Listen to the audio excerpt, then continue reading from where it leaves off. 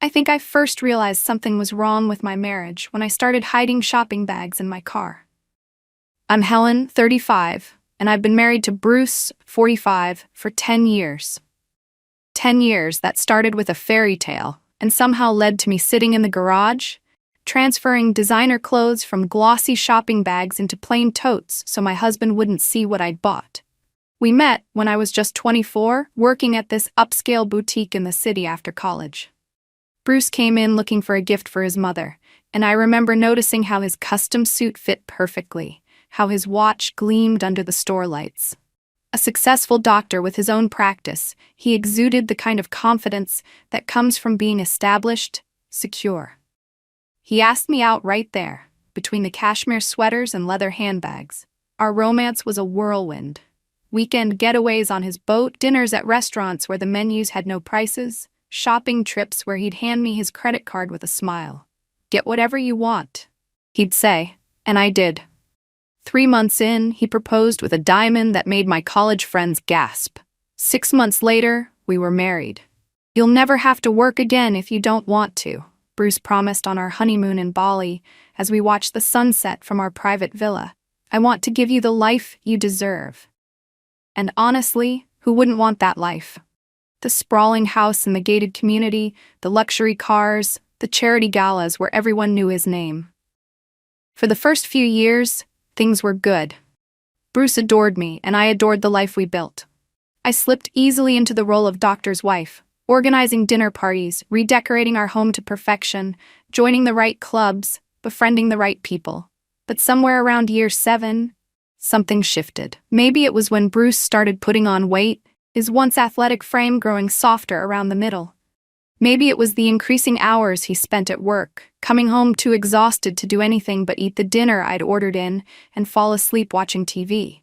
Or maybe it was just me, realizing that the life I'd thought would fulfill me had become boring. The shopping became my escape. At first, it was just occasional splurges, a designer bag here, a pair of shoes there. But soon I was ordering packages daily, hiding them in the guest closet until I could sneak them into my wardrobe. The rush when I clicked purchase was better than any feeling Bruce had given me in years. I opened credit cards in my name only, 7 of them. All maxed out now, with minimum payments that consumed the personal spending allowance Bruce deposited monthly into my account. He had no idea. How could he? He was too busy with his practice, too trusting, too oblivious. Our physical relationship had become nearly non-existent. I always had an excuse: headache, tired, not in the mood. The truth was, I couldn't bear the thought of him touching me. His body had changed, yes, but so had my feelings. The attraction had faded like a cheap fabric in the wash, leaving only obligation in its place. I started noticing other men. Younger men. Men with flat stomachs and full heads of hair. Men like Ryan, the yoga instructor at Transcend Studio, where I'd started taking private lessons 3 times a week. Ryan, with his man bun and sleeve tattoos and philosophical insights about honoring your authentic self. Ryan, who made me feel seen in a way Bruce hadn't in years. "Your energy is blocked," Ryan told me during our 3rd private session, his hands hovering above my hips as I held downward dog. "There's so much tension here. What's troubling you?" I nearly laughed. What wasn't troubling me? Instead of answering, I collapsed onto my mat and rolled onto my back, looking up at him. "My marriage is falling apart," I admitted. "My husband doesn't understand me at all." Ryan sat cross-legged beside me, nodding with what seemed like genuine understanding. "That must be really hard. We don't choose who we grow into, and sometimes we outgrow the people we once loved." God, he got it. I sat up, suddenly aware of how close we were. Exactly. I'm not the same person I was 10 years ago. Why should I be stuck in a relationship that doesn't fulfill me anymore? After that session, we started having breakfast together before class. Nothing physical had happened yet, but the emotional connection was undeniable. I found myself dressing carefully for yoga, applying makeup I'd claim was left over from the previous day if Bruce noticed. He rarely did. Bruce had been looking different lately. Thinner, somehow, though not in a healthy way. Dark circles had formed under his eyes, and he was taking pills I didn't recognize. When I asked about them casually, he muttered something about a health kick and changed the subject. I figured he was finally doing something about his appearance. Maybe he'd sensed my dissatisfaction and was trying to win me back. Too little, too late. One evening, I overheard Bruce on the phone in his office, his voice low and serious. Need to move some things around? Yes, I understand the risks. No, she doesn't know yet. My heart raced. Was he hiding assets, moving money where I couldn't reach it? I pressed my ear harder against the door. The treatment options are limited, but there's a specialist in Boston. Yes, I know it's expensive. No, I haven't told her about the diagnosis yet. With everything going on between us. Diagnosis? Treatment? I pulled back from the door, confused. Was Bruce sick? Or was this some elaborate scheme to protect his money? A wave of paranoia washed over me. I couldn't trust anything anymore. The next day, I made an appointment with Patricia Lawson, supposedly the best divorce attorney in the city. She specialized in high-asset divorces and had a reputation for getting wives exactly what they deserved. When I hung up, I felt a strange mix of excitement and dread. This was really happening. "And what's your occupation, Mrs. Reynolds?" Patricia asked, tapping notes into her tablet during our consultation. "I'm a stay-at-home wife," I replied. Bruce wanted me to focus on managing our home and social life rather than working. I gave up my career for him. This wasn't entirely true. My retail job had hardly been a career, but it sounded better. Patricia nodded approvingly. "Good. That strengthens our position. You've sacrificed your earning potential to support his career. Now, what about infidelity? Any evidence he's been unfaithful?" I shook my head. Bruce's dedication had always been annoyingly reliable. "What about you?" she asked, her perfectly sculpted eyebrow raised slightly. "Me? No," I said quickly, though my mind flashed to Ryan. I left Patricia's office feeling empowered. I could end this marriage on my terms and walk away with enough to maintain the lifestyle I'd grown accustomed to. No more pretending, no more going through the motions of a relationship that had long since died. But Bruce was making that difficult. He'd started attempting clumsy reconciliation, suggesting date nights at restaurants I'd once loved, buying tickets to shows I'd mentioned wanting to see, even cooking dinner one night, despite looking exhausted. I rejected every effort, claiming headaches, prior plans, lack of appetite. Each rejection seemed to wound him, but I couldn't bear the thought of pretending everything was fine. During one of these attempts, the home-cooked dinner I barely touched, he asked the question I'd been dreading. "Is there someone else, Helen?" My heart stopped momentarily. "Why would you ask me that?" I deflected, pushing food around my plate. "You're gone all the time. You're always on your phone smiling at messages. You've bought new workout clothes and started wearing makeup to the gym." His voice was calm, but I could see the hurt in his eyes. "I'm not stupid, Helen. Maybe I'm just trying to feel good about myself since my husband clearly isn't attracted to me anymore," I snapped, turning the accusation back on him even though he'd never said or suggested any such thing. "That's not fair," he said quietly. "What's not fair is being trapped in this marriage," I interrupted, standing up so forcefully my chair scraped loudly against the floor. "What's not fair is that you get to have this successful career and purpose, while I'm just here, existing as your wife. What's not fair is that I'm stuck with someone who reminds me more and more of his father every day." It was a low blow, and I knew it. Bruce's relationship with his alcoholic father was his deepest wound. Growing up poor with a dad who constantly belittled him, Bruce had fought his way through medical school on scholarships and student loans, determined to be nothing like the man who raised him. Comparing him to his father always made him shut down, which gave me the space I needed. "I am nothing like my father," he said, his voice dangerously quiet. "Really? Because the emotional unavailability feels pretty familiar." Bruce stood up and walked to the sink, setting his plate down carefully despite the tension radiating from him. "I have a therapy appointment tomorrow. I think you should come with me. We need help that I can't provide on my own." "Therapy?" I scoffed. "So we can pay someone to tell us we should communicate better?" "No thanks." Later that night, I heard him in the bathroom, a strange coughing sound, followed by what seemed like vomiting. I almost got up to check on him, but then my phone lit up with a text from Ryan. "Still thinking about our conversation today? You deserve to be happy. Breakfast tomorrow before your session?" I smiled and typed back, Yes, forgetting all about Bruce and whatever was happening in the bathroom. The next morning, I left before Bruce was awake, not bothering to leave a note about where I was going. I should have known something was wrong when I came home and found Bruce's car in the driveway at 2 p.m. on a Tuesday. He was never home that early. My heart raced as I walked through the door, wondering if Ryan had somehow contacted him or if someone had seen us together at breakfast and reported back. Bruce was sitting in the living room, a manila folder in his hands. His face was unreadable. "How was yoga?" he asked, his voice eerily calm. "Fine," I answered cautiously, dropping my bag on the console table. "Why are you home so early?" "I had an interesting call today." He opened the folder and pulled out a piece of paper. "From the receptionist at Patricia Lawson's office, confirming your follow-up appointment tomorrow at 10 a.m. My stomach dropped. "You went through my things?" I deflected, trying to turn this around on him. "No, Helen, they called our home number, which is still listed as your primary contact." Bruce set the paper down. "So you're planning to divorce me. Were you going to tell me, or just serve me with papers when everything was arranged to your advantage?" "I was just exploring my options," I said defensively. "After how things have been between us?" "How things have been?" Bruce interrupted, his control finally slipping. "You mean after you've been pulling away for months? After you started spending every moment away from home? After you began an affair with your yoga instructor?" I froze.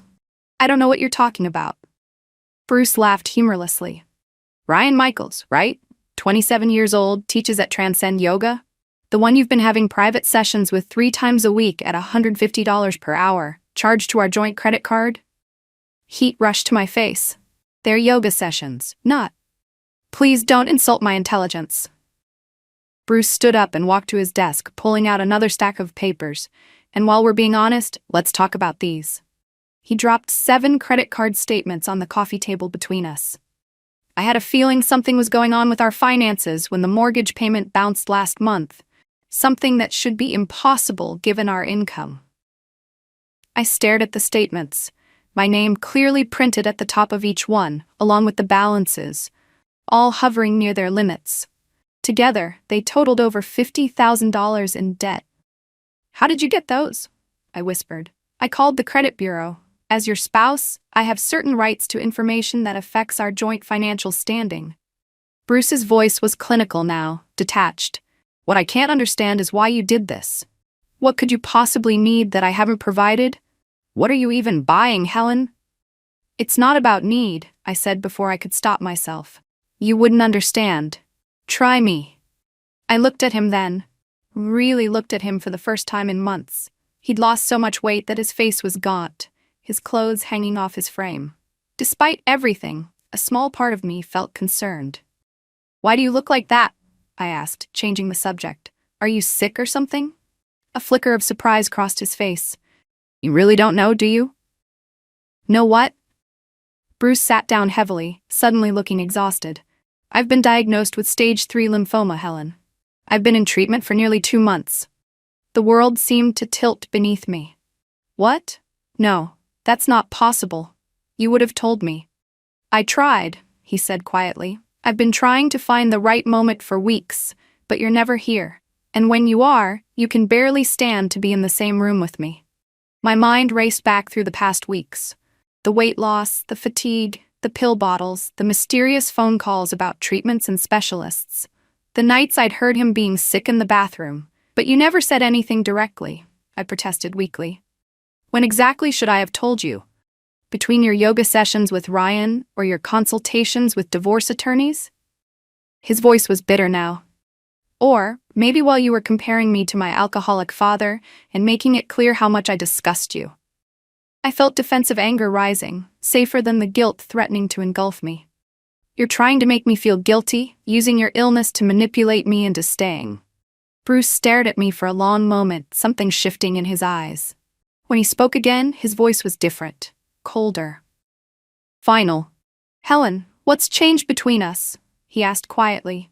"I've given you everything you wanted. We have a beautiful home, financial security, the freedom to do whatever makes you happy. But you seem miserable with me." "I'm not miserable," I muttered, not meeting his eyes. Then why won't you let me touch you anymore? His voice cracked slightly, and I felt a flicker of something. Pity, maybe. Not desire. Definitely not love. We used to be so connected, and now it's like there's a wall between us. Just tell me what's wrong so I can fix it. The pressure of my secret debts, my growing repulsion, and the sheer exhaustion of pretending all collided in that moment. Something inside me snapped. You want to know what's wrong? I tossed aside the credit card statements and finally looked at him directly. I don't touch you because you're ugly and soft and nothing about you turns me on anymore. There's nothing to fix except the fact that I married someone who let himself go and expects me to still want him. The words hung in our living room like poison gas. Bruce didn't yell. He didn't cry. He just stared at me for what felt like forever, his face draining of color. Then he stood up, straightened his shirt with shaking hands, and spoke with a calm that was more devastating than any anger would have been. I don't want you to stay, Helen. His voice was ice. I've already spoken with my own attorney. I'm filing for divorce.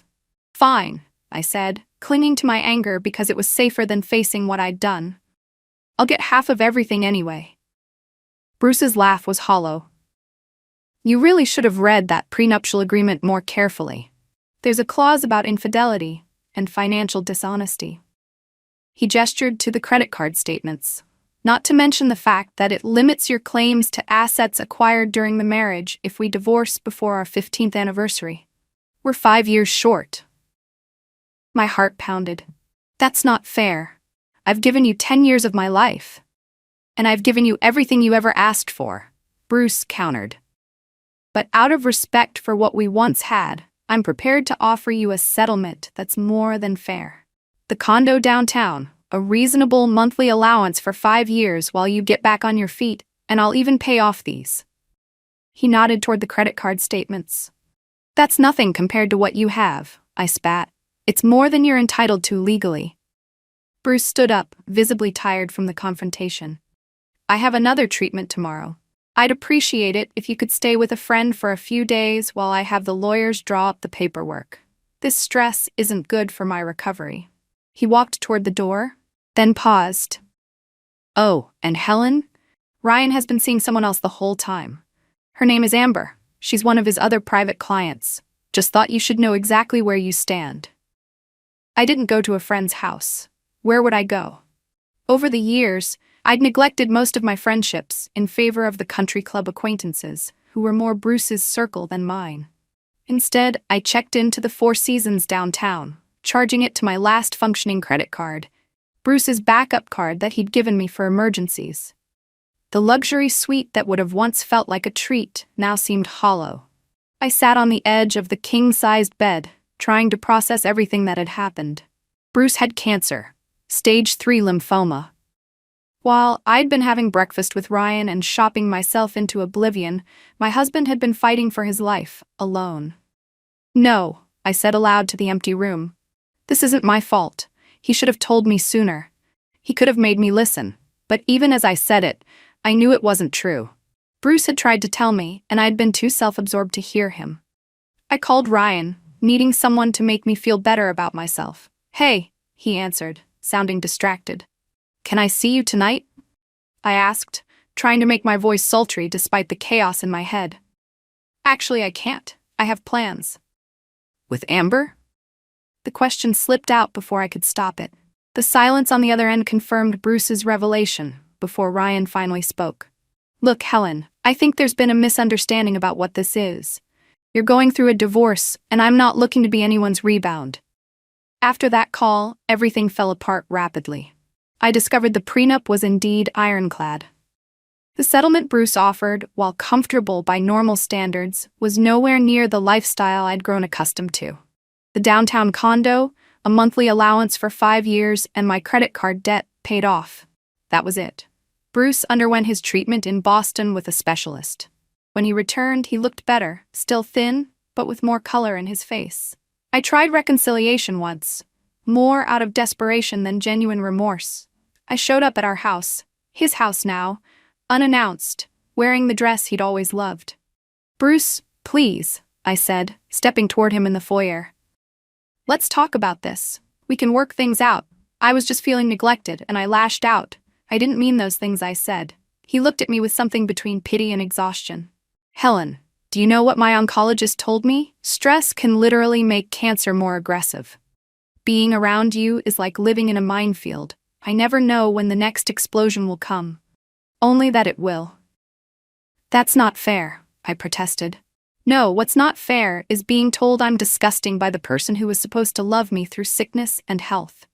What's not fair is discovering my wife was planning to divorce me and take half of everything while I was fighting for my life. He stepped back. The papers are being finalized. Please don't make this harder than it needs to be. 6 months later, the divorce was final. I moved into the downtown condo, trying to convince myself it was chic rather than small. My allowance covered the basics, but left nothing for the designer clothes or regular spa treatments I'd come to see as necessities. I found a job at an upscale boutique. Ironically similar to where I'd worked when I met Bruce, except now I was approaching 40 with no real skills or experience. I ran into Melissa, one of the country club wives, at Whole Foods one afternoon. She'd always been friendly enough, though we'd never been close.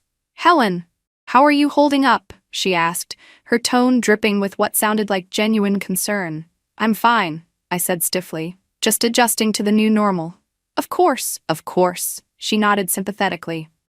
"We've all been so worried about Bruce. The treatments seem to be working though, thank goodness." "And have you met Diana, his new girlfriend? She's an oncologist from Boston. They met during his treatment there. Isn't that something? Finding love during such a difficult time?" Each word felt like a slap. Bruce had moved on. With a doctor. Someone who understood his world, who could share his interests in a way I never could. Someone who had seen him at his worst and still wanted him. The reality is, I don't regret my marriage ending. I regret the consequences. I regret losing the lifestyle, not the man. I regret the financial security, not the relationship. I regret the status of being Mrs. Dr. Reynolds, not the partnership with Bruce. Now I'm planning to leave this city. Start fresh somewhere new.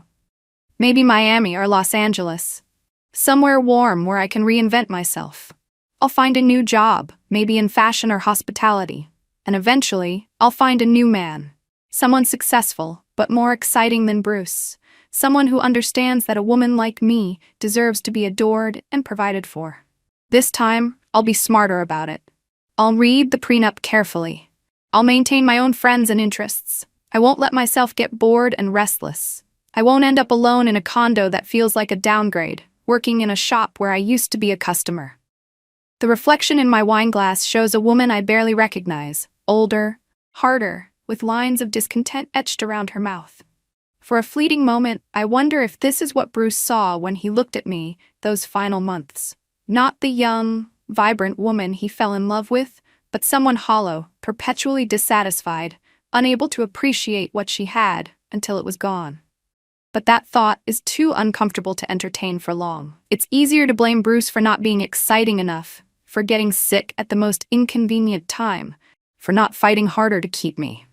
It's easier to blame Ryan for leading me on, the prenup for being too restrictive, the universe for not giving me the life I deserve. As I pack for my fresh start, I carefully fold the designer dresses that no longer fit my lifestyle. I wrap the jewelry Bruce gave me on anniversaries and birthdays. Pieces I'll never sell, no matter how desperate I become, because they represent the status I once had and desperately want again. And if I'm being totally honest, which I rarely am, even with myself, I don't really believe things will be different next time. The problem was never Bruce. It wasn't Ryan. It wasn't the prenup or the credit cards or the cancer. The problem was, and still is, me. But that's a truth too painful to acknowledge for more than a moment before I bury it again beneath layers of justification and denial. So instead, I book a one-way ticket to Miami, where the sun is always shining and men with money are plentiful. I'll reinvent myself there. I'll find someone new to give me the life I believe I deserve. And maybe this time it will be enough, but probably not. Because nothing ever is.